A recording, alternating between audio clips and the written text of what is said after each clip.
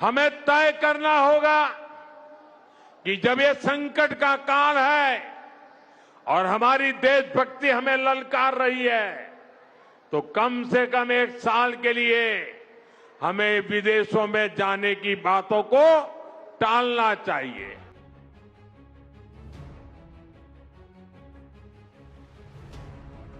ನಮಸ್ಕಾರ, ಕನ್ನಡ ಒನ್ ನ್ಯೂಸ್ಗೆ ಸ್ವಾಗತ. ನಾನು ನಿಷ್ಮಾ ಇರ್ಷಾದ್. ವೀಕ್ಷಕರೇ, ನೋಡಿ ನಾವಿವತ್ತು ಯಾವ ರೀತಿಯ ಪರಿಸ್ಥಿತಿಯಲ್ಲಿ ಇದ್ದೀವಿ ಅನ್ನೋದನ್ನ. ನಮ್ಮ ಪ್ರಧಾನಿಯವರು ದೇಶದ ಜನತೆಗೆ ಒಂದು ಕರೆ ನೀಡಿದ್ದಾರೆ. ಪೆಟ್ರೋಲ್ ಕಡಿಮೆ ಬಳಸಿ, ಅಡುಗೆ ಎಣ್ಣೆ ಉಳಿಸಿ, ವಿದೇಶಕ್ಕೆ ಹೋಗಬೇಡಿ ಅಂತ. ಕೇಳೋದಕ್ಕೆ ಇದು ದೇಶ ಪ್ರೇಮದಂತೆ ಕಾಣಿಸುತ್ತೆ ಅಲ್ವಾ? ಆದ್ರೆ ಸ್ವಲ್ಪ ಯೋಚನೆ ಮಾಡಿ, 12 ವರ್ಷಗಳ ಕಾಲ ಇವ್ರು ಮಾಡಿದ್ದೇನು ಅಂತ. ವಿಶ್ವಗುರು ಆಗ್ತಿದ್ದೀವಿ ಅಂತ ಡಂಗೂರ ಸಾರಿದ ದೇಶ ಇವತ್ತು 10 ದಿನದ ಇಂಧನಕ್ಕೂ ಪರದಾಡುವ ಸ್ಥಿತಿಗೆ ಯಾಕೆ ಬಂತು? ಇದು ವಿಶ್ವಗುರು ಪಟ್ಟವೋ ಅಥವಾ 12 ವರ್ಷದ ಆಡಳಿತದ ವೈಫಲ್ಯವೋ? ಬನ್ನಿ, ಇವತ್ತು ಈ ಮಿತವ್ಯಯದ ನಾಟಕದ ಹಿಂದಿರುವಂತಹ ಅಸಲಿ ವಿಚಾರವನ್ನ ನಾವು ಮಾತನಾಡ್ತಾ ಹೋಗೋಣ. ನೋಡಿ, ಇವರ ಟೈಮಿಂಗ್ ಹೇಗಿದೆ ಅಂತ. ಬಂಗಾಳ ಮತ್ತು ತಮಿಳುನಾಡು ಚುನಾವಣೆ ನಡೆಯೋವರೆಗೂ ಇವರಿಗೆ ತೈಲ ಸಂಕಷ್ಟ ನೆನಪಾಗ್ಲಿಲ್ಲ.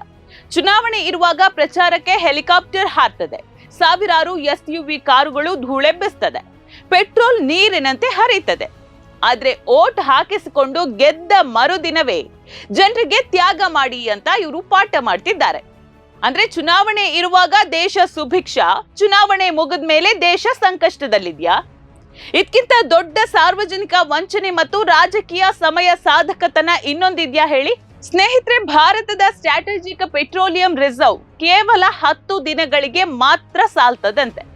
ಅಂತಾರಾಷ್ಟ್ರೀಯ ನಿಯಮದ ಪ್ರಕಾರ ಇದು 90 ದಿನಗಳ ತನಕ ಇರಬೇಕಿತ್ತು.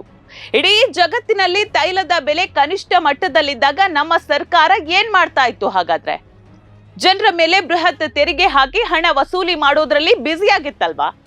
ಆದ್ರೆ ಚೀನಾ ಅದೇ ಸಮಯದಲ್ಲಿ ತನ್ನ ಟ್ಯಾಂಕರ್ಗಳನ್ನ ತುಂಬಿಸಿಕೊಂಡು ದೇಶವನ್ನ ಸುರಕ್ಷಿತವಾಗಿಸ್ಬಿಟ್ಟಿದೆ.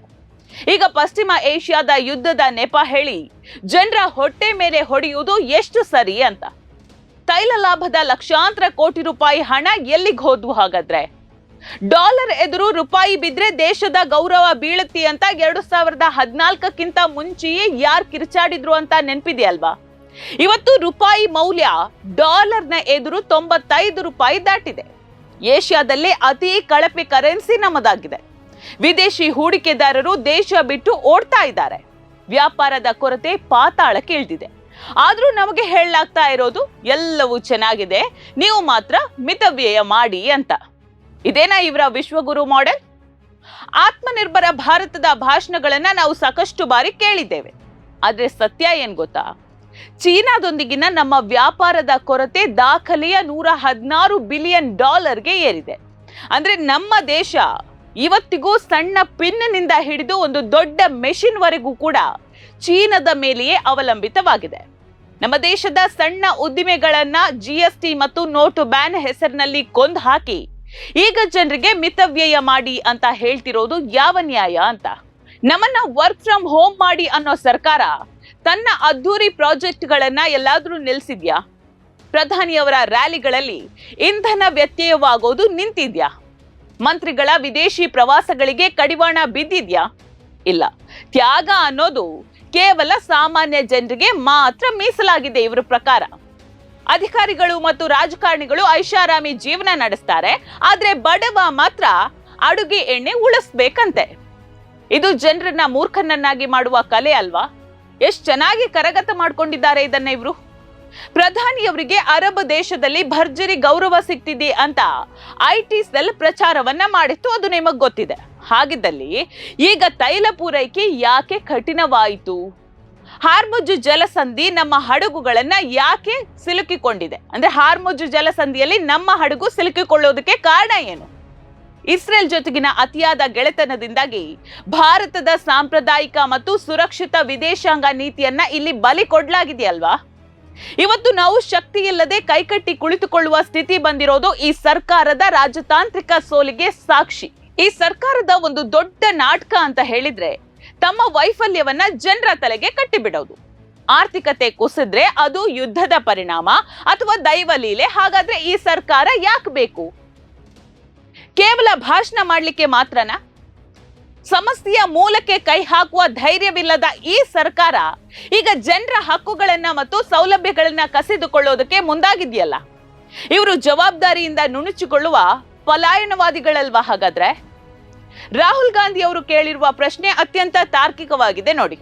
ಕಳೆದ 12 ವರ್ಷಗಳಲ್ಲಿ ಮಾಡದ ಯಾವ ಬದಲಾವಣೆಯನ್ನ ಈಗ ಜನರ ಹೊಟ್ಟೆಯ ಮೇಲೆ ಹೊಡೆದು ಇವರು ಮಾಡ್ತಿದ್ದಾರೆ ಅಂತ.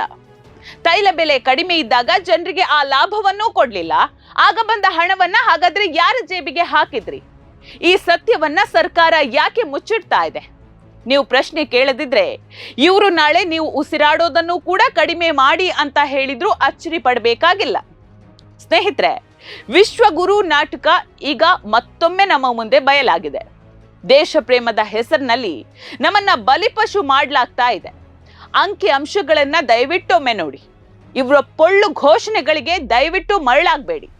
ಮಿತವ್ಯಯ ಮೊದಲು ಪ್ರಧಾನಿ ಕಚೇರಿಯಿಂದಲೇ ಶುರುವಾಗ್ಲಿ, ಆಮೇಲೆ ಸಾಮಾನ್ಯ ಜನರ ಬಗ್ಗೆ ಮಾತನಾಡ್ಲಿ. ಸತ್ಯವನ್ನ ಎಲ್ಲರಿಗೂ ತಲುಪಿಸಿ ದೇಶದ ಆರ್ಥಿಕತೆಯನ್ನ ಹಾಳು ಮಾಡುವವರನ್ನ ದಯವಿಟ್ಟು ಪ್ರಶ್ನೆ ಮಾಡಿ.